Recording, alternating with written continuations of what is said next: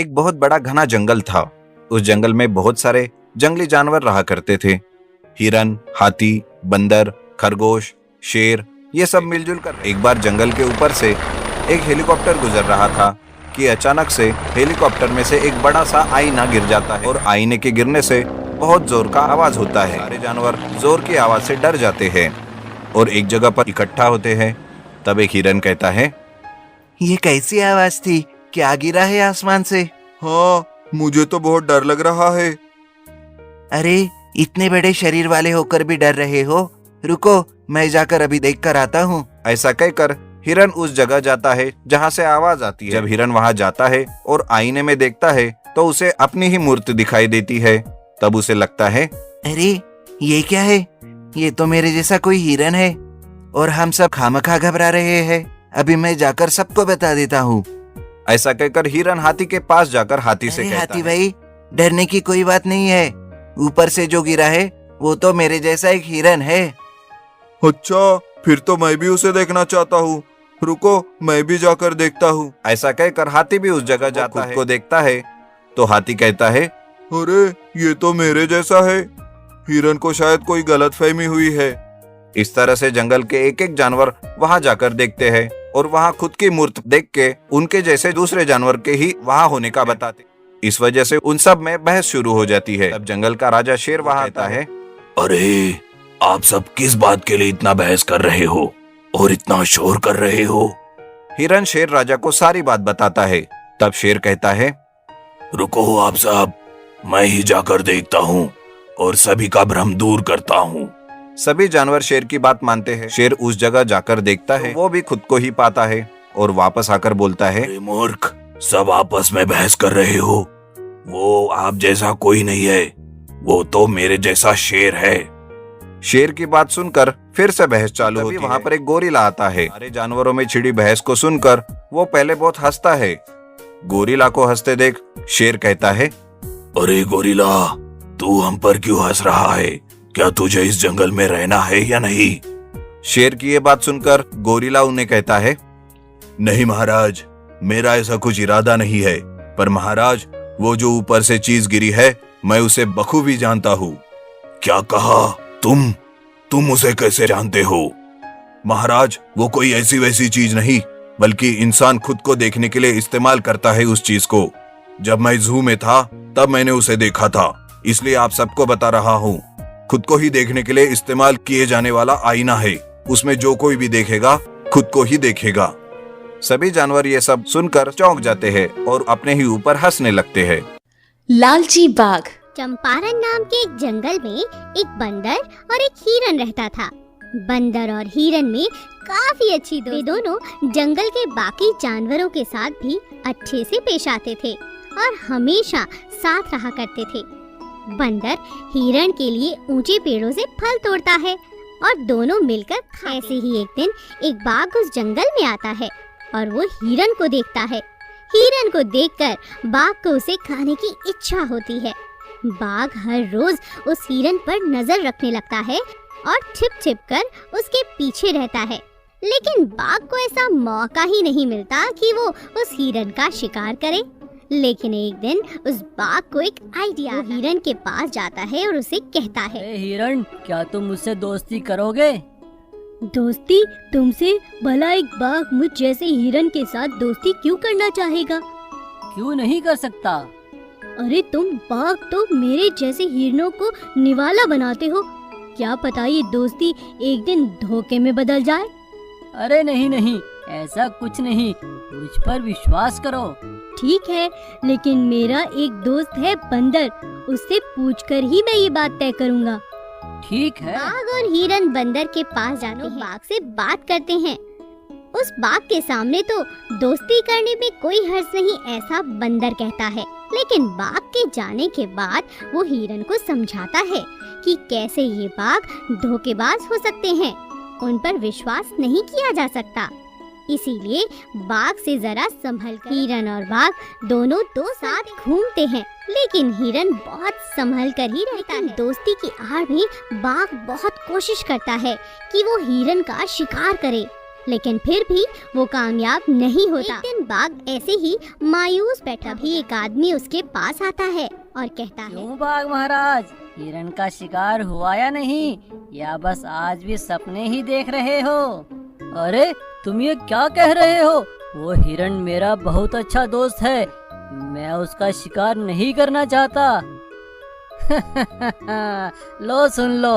अरे भाई अब सच बोल ही दो, तुम्हारे चेहरे पर जो दिख रहा है वो मैं साफ साफ पढ़ सकता हूँ। बहुत मन कर रहा है ना उस हिरण का नरम नरम मांस खाने का। ना चाहते हुए भी बाघ आदमी से अपना सच कह देता है और आदमी बाघ से कहता है, देखो बाघ महाराज, तुम्हें हिरण का मांस चाहिए और मुझे उसकी हड्डियाँ। अलग अलग होकर शिकार करने से अच्छा है कि हम दोनों मिलकर उसका शिकार करें। क्यों, क्या लगता है तुम्हें? ठीक है, मुझे पूरा हिरण का मांस खाना है, समझे? बदले में मैं तुम्हें उसकी सारी हड्डियाँ दूंगा। आदमी और बाघ एक हो जाते हैं और एक प्लान बनाते हैं। बाघ एक दिन हिरन के पास जाता है। हिरन घास खाता रहता है। बाघ उससे कहता, अरे हिरण भाई, यहाँ सूखी और कड़वी घास क्यों खा रहे हो? इससे अच्छा तो मेरे साथ चलो, मैं तुम्हें बहुत अच्छा नरम और मीठा मक्का खिलाता हूँ। हिरन बाघ के कहने पर उसके साथ चला जाता है। थोड़ी ही देर में मक्के का खेत दिखाकर बाघ चला जाता है और आदमी को बता देता है। हिरन मक्का खाने के लिए कूद पड़ता है। तभी आदमी आता है और हिरन पर जाल डाल देता है और बाघ दूर बैठा देखता रहता है। तभी हिरन का दोस्त बंदर वहाँ आता है और वो जाल को तोड़ने लगता है। बंदर कहता है, अरे हिरन भाई, तुमने बाघ को आवाज क्यों नहीं दी? वो तो मुझे ये मक्के के खेत दिखाकर चला गया। नहीं हिरन भाई, वो एक गद्दार है। वो तो थोड़ी ही दूर बैठकर तमाशा देख रहा है, तुम्हें देख रहा है। मुझे लगता है बाघ और आदमी दोनों मिले हुए हैं। तभी जाल पूरा तोड़ने से पहले ही वो आदमी वहाँ आ जाता है, लेकिन हिरन और बंदर जैसे तैसे वहाँ से भाग जाते हैं। ये देखकर आदमी गुस्से से एक भाला लेकर हिरन को फेंक कर मारता है, लेकिन हिरन उस भाले से बच जाता है और भाला उस बाघ को लगता है। बाघ वहीं पर दम तोड़ देता है। बंदर और हिरन जंगल में भाग जाते हैं। एक दिन की बात है, जंगल में एक हिरन का जोड़ा शाम और गीता रहने आते ही गीता को एक फूलों से भरा हुआ पेड़ दिखाई देता है, जिसे देखकर गीता बहुत खुश हो जाती है। ये जंगल बहुत ही सुंदर है और उतना ही ये पेड़ भी। देखिए तो ये पेड़ फूलों से कितना भरा हुआ है और फूलों की खुशबू भी कितनी अच्छी है। गीता फूलों की सुगंध से प्रभावित हो जाती है और वो भागते हुए उस पेड़ के पास पहुंच जाती है, पर ये पेड़ गीता के पास आते ही उसे खा जाता है। गीता गायब हो जाती है। शाम ये सब देखकर गीता के लिए रोने लगता है। गीता, गीता, ओ मेरी गीता, कहाँ चली गई तुम? कहाँ हो गीता, मेरी गीता? शाम बेबस होकर रोने लगता है। जंगल के कुछ जानवर वहाँ इकट्ठा हो जाते। वो शाम को समझाने लगते हैं। तब बंदर कहता है, आप इस जंगल में नए हो, इसलिए आपको इस पेड़ का राज नहीं पता चला। काश आप हमें मिल जाते तो ये अनर्थ नहीं होता। कैसा राज? क्या ये पेड़ कोई भूतिया पेड़ है क्या? हाँ, सही कहा, ये पेड़ एक भूतिया पेड़ है। ये अपने फूलों की खुशबू से जानवरों को आकर्षित करता है और उन्हें खा जाता है। जिन्हें ये राज पता है वो इस पेड़ के पास तक नहीं जाते, लेकिन आज तक तुम्हारे जैसे कई जानवर इस पेड़ के जाल में फंस चुके हैं। इसका मतलब अब मैं मेरी गीता को कभी नहीं देख पाऊंगा। हाय रे मेरी किस्मत, मेरी आंखों के सामने इस पेड़ ने मेरी गीता को मार दिया और मैं कुछ नहीं कर पाया। देखो भाई, आज तक हम भी इस पेड़ का कुछ नहीं कर पाए। अब आप भी इस पेड़ से दूर ही रहो। चलो हमारे साथ। जानवर शाम को अपने साथ लेकर जाते हैं। शाम गीता के गम में था। जानवर उसकी देखभाल करते हैं। कुछ ही दिनों में शाम ठीक हो जाता है। उस भूतिया पेड़ की वजह से जानवर भी उसके पास नहीं जाते थे, इसीलिए शाम जंगल में रहकर आने जाने वाले जानवरों को पेड़ के पास जाने से रोक। ऐसे में एक दिन वो भूतिया पेड़ बंदर के बच्चे को भी खा जाता है। बंदर रोते हुए कहता है, मैंने मेरे बच्चे को कितना समझाया था कि वो इस पेड़ के पास ना जाए, पर उसने मेरी बात नहीं सुनी और देखो क्या हो गया। बंदर, अगर बड़े उस पेड़ से प्रभावित हो सकते हैं तो ये मासूम बच्चे हैं, भला हम उन्हें कैसे रोक सकते हैं? बंदर, अब तो कुछ ऐसा करना होगा ताकि इस पेड़ का खेल हमेशा हमेशा के लिए खत्म हो जाए। सुनो बंदर, क्या तुम कोई उपाय जानते हो क्या? तुम्हें कुछ तो पता होगा। हाँ, इस जंगल की सबसे बूढ़े भालू को इस बारे में कुछ ना कुछ जरूर पता। तब शाम उस बूढ़े भालू के पास जाता है और उस भूतिया पेड़ का राज पूछने लगता है। तब भालू कहता है, नियति के खेल से भला कौन बच सकता है? ये सब जानवरों के ही कर्मों का फल है। वो सारे भूल गए, पर मुझे आज भी वो दिन याद है। क्या हुआ था, साफ साफ बताइए। दरअसल उस दिन जानवरों ने झूठा आरोप लगाया था भेड़िए पर। भेड़िया बार बार अपनी सफाई दे रहा था, पर किसी ने कुछ नहीं सुनी और उसे जान से मार डाला। तब भेड़िए ने मरते हुए यही कहा था, मैं छोड़ूंगा नहीं तुम सबको, मैं मरकर भी जिंदा रहूंगा और किसी को शांत नहीं रहने दूंगा। भेड़िया शरीर से तो मर गया, पर उसकी आत्मा उस फूलों के पेड़ में समा गई। उस दिन से ये सब खेल शुरू हो गया। पर इस खेल में मासूम बेगुनाह जानवर भी मर रहे हैं। भालू जी, आप कुछ तो उपाय बताइए इसे रोकने का।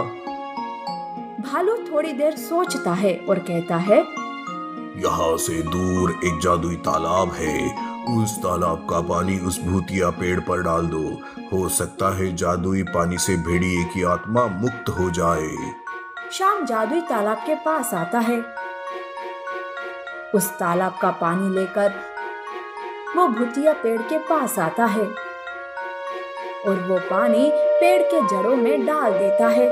तब भेड़िए का भूत उस पेड़ से धुआं बनकर निकल जाता है। सारे जानवर ये देखकर खुश हो जाते हैं। तब शाम कहता है, देखो साथियों, हमें किसी के साथ बुरा नहीं करना चाहिए, वरना उसकी सजा हमें इस तरह से भुगतनी पड़ती है। इसलिए किसी पर आरोप करने से पहले 100 बार सोचना चाहिए। इस तरह से शाम भेड़िए की बात रखकर उसे मुक्ति भी देता है और जंगल से खतरा भी टल जाता है। जंगल से कुछ दूर पर एक तालाब था।